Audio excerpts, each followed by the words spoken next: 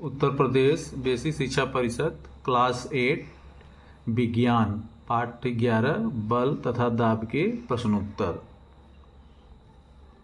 बहुविकल्पी प्रश्नों के उत्तर दीजिए। दाब का मात्रक है द न्यूटन प्रति मीटर स्क्वायर। यदि किसी वस्तु को जल में पूर्णतः डुबाने पर उस पर लगने वाला उत्प्लावन बल वस्तु के भार से कम हो तो वस्तु जल में डूब जाएगी। ग एकांक क्षेत्रफल पर लगने वाले बल को कहते हैं दाब। घ यदि 1 मीटर लंबाई 1 मीटर चौड़ाई 1 मीटर ऊंचाई वाले बर्तन को पूरी तरह पारे से भर दें तो उसमें पारे का द्रव्यमान होगा 13,600 किलोग्राम। दूसरा, रिक्त स्थानों की पूर्ति। किसी तल पर लगने वाले अभिलंबवत बल को दाब कहते हैं। ये पीले कलर वाले भरा जा रहा है। चाकू को रेत पर इसकी धार के क्षेत्रफल को कम करते हैं।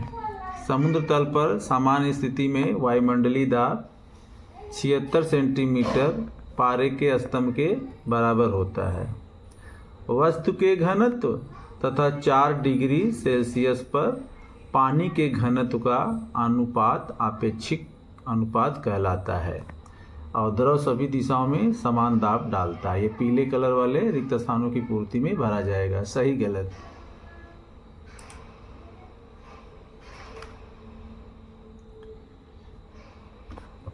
बल का परिमाण होता है किंतु दिशा नहीं होती। गलत।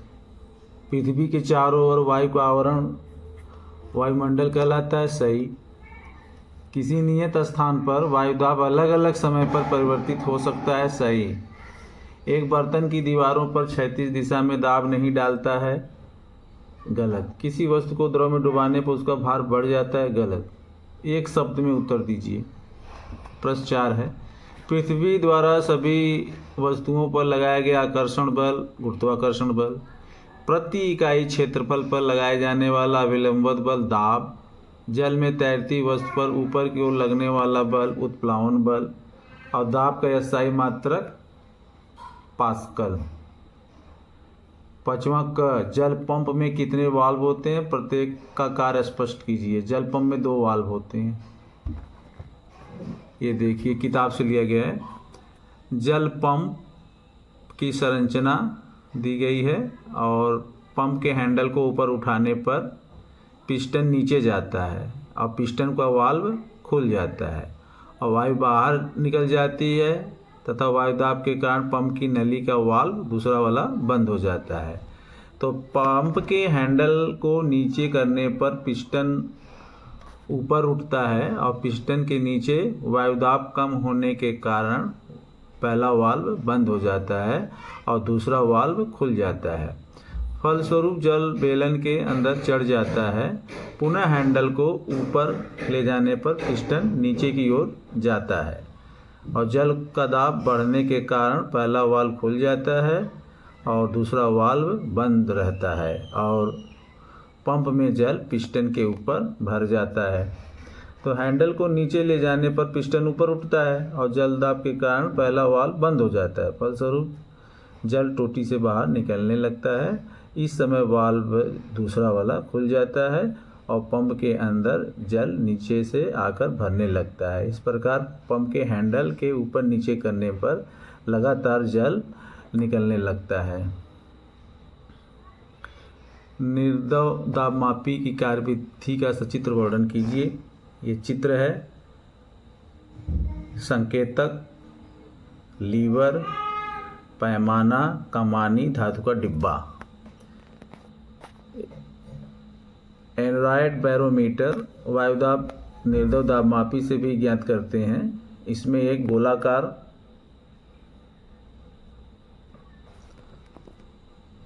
धातु का डिब्बा होता है जिसके ऊपर की सतह ढक्कन पतली, लहरदार एवं वायुमंडलीय दाब के परिवर्तन के प्रति सूक्ष्मग्राही होती है। डिब्बे के अंदर की हवा निकाल दी जाती है। वायुमंडलीय दाब बढ़ने पर ऊपरी सतह अंदर दब जाती है और दाब कम होने पर सतह ऊपर उठ जाती है और सतह की इस गति के कारण अंदर लगी कमानी दब जाती है या ऊपर उठ जाती है। इससे लगे लीवर से एक पॉइंटर जुड़ा होता है जो पैमाने का दाब का रीडिंग देता है। तो निर्दोष दाब मापी घड़ी की आकृति का होता है। इसमें द्रव का प्रयोग नहीं किया जाता है, अतः इसे सरलतापूर्वक एक स्थान से दूसरे स्थान तक ले जा सकते हैं। साइकिल पंप की कार्यविधि का 5 साइकिल पंप के कार्यविधि का संक्षिप्त वर्णन कीजिए। ये साइकिल का पंप है, हत्था है, वाशर है, धातु की नली, रबर की नली, छिद्र। इसमें धातु का खोखला बेलन होता है। इसके निचले सिरे पर साइकिल में हवा भरने के लिए रबर ट्यूब एवं हवा भरते समय पंप को जमीन पर स्थिर रखने हेतु धातु की एक पटरी लगी होती है। इस पटरी को पैर से दबाकर पंप को सीधा खड़ा रखते हैं और पिस्टन के ऊपरी सिरे पर हत्था लगा रहता है। हत्थे से लगी हुई एक छड़ के निचले सिरे पर एक धातु को चकती कसी होती है जिसके ऊपर चमड़े का वाशर लगा रहता है। यह वाशर वाल्व का कार्य भी करता है। साइकिल पंप के हत्थे को ऊपर की ओर खींचा जाता है, तब पिस्टन के नीचे खाली स्थान बढ़ने के फलस्वरूप वायुदाब कम हो जाता है। पिस्टन के ऊपर से हवा दबाव डालकर वाशर के नीचे बेलन में भर जाती है। जब हत्थे को नीचे दबाया जाता है तब पिस्टन के नीचे की वायु पर दाब बढ़ता है, जिसके कारण वाशर के किनारे फैलकर बेलन से चिपक जाते हैं और दबी हुई वायु रबर की नली से होकर ट्यूब में चली जाती है और पंप से दबी हुई वायु वाल्व ट्यूब की सहायता से निकलकर रबर नली के द्वारा साइकिल ट्यूब में जाती है। साइकिल ट्यूब में भरी वायु के इस वाल्व ट्यूब पर बाहर से दाब डालने के कारण ट्यूब में भरी वायु बाहर नहीं निकल पाती है। पिस्टन को बार बार ऊपर नीचे करने से साइकिल ट्यूब में हवा भर जाती है। अगला प्रश्न, उत्प्लावन बल किसे कहते हैं और इसके आधार पर प्लवन का सिद्धांत स्पष्ट कीजिए। उत्प्लावन बल लिख लीजिए। किसी वस्तु को पानी या द्रव में डुबाने पर वस्तु द्वारा अपने आयतन के बराबर हटाए गए पानी द्वारा वस्तु पर ऊपर की ओर बल लगता है। इस बल को उत्प्लावन बल कहते हैं। प्लवन का सिद्धांत लिखिए। जब वस्तु का भार वस्तु द्वारा हटाए गए पानी के भार के बराबर होता है तो वस्तु पानी की सतह पर पूर्णतः डूबी हुई तैरती है। इसे प्लवन का सिद्धांत कहते हैं। ये 5वां घ है। 5वां गंगा आर्किमिडीज का सिद्धांत। जब कोई वस्तु किसी द्रव में पूर्णतः या आंशिक रूप से डुबोई जाती है तो उसके भार में कमी प्रतीत होती है। भार में यह कमी उस द्रव द्वारा हटाए गए द्रव के भार के बराबर होती है। कुछ गणित वाला सवाल है इसमें। 50 मीटर गहरे समुद्र की तली पर दाब क्या होगा? P बराबर HDG। P दाब है, H गहराई है, D घनत्व है, G गुरुत्वीय त्वरण है। यह सब दिया रहता है। इसमें सिर्फ 50 से गुणा करना है।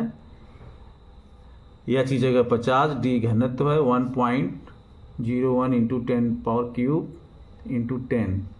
इसको सरल कर दीजिए, आ जाएगा 5.05 इंटू 10 पावर 5 न्यूटन प्रति मीटर स्क्वायर। यह 6वां का है उत्तर, लिख लीजिए।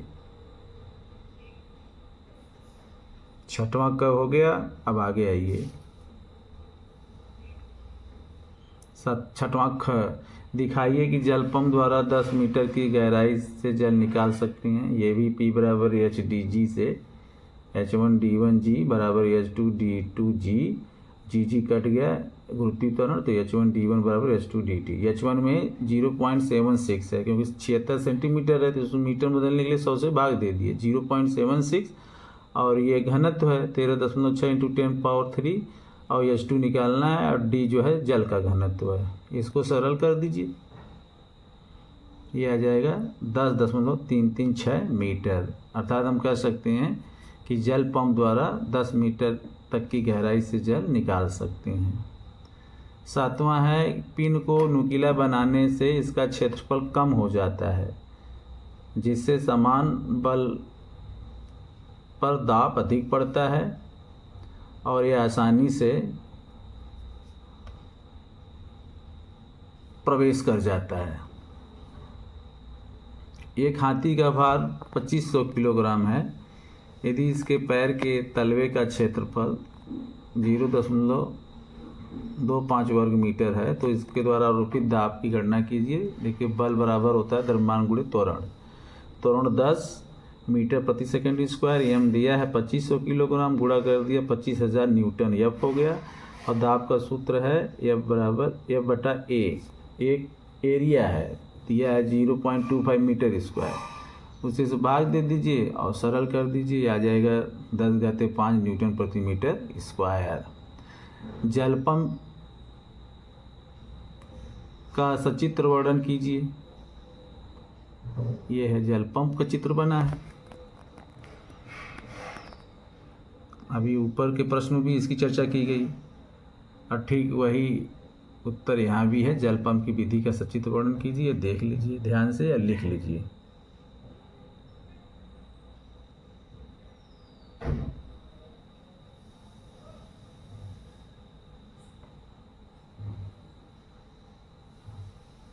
अब आगे चलते हैं।